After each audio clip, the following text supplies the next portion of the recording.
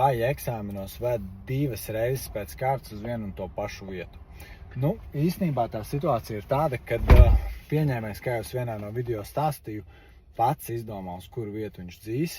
Nav nekādu kaut kādu noteiktu konkrētu lietu, kur viņam ir obligāti, pieņemsim, viņš jāatcena. Ir kaut kādi pamati, kas ir jāpārbauda, tās pašas parkošanās, kaut kādi krustojuma veidi, bet, jā, var gadīties tā, ka pieņemsim, kā piemērs, tu, piemēram, brauci, izkriti pirmajā eksāmenā vienības gatavē, jo tu nepārkārtojies uz video joslu, lai brauktu taisni un pēc tam atpakaļ.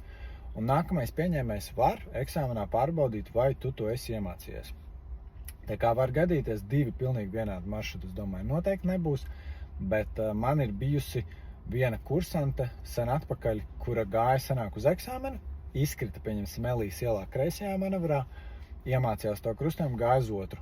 Viņai pārbaudīja to krustojumu, un pēc tam viņa izkrita uz citu vietu. Nākamajā eksāmenā, tā kā viņa gāja, viņai pārbaudīja atkal to vietu, uz kur viņa izkrita, un tad atkal aizdzina uz citu vietu.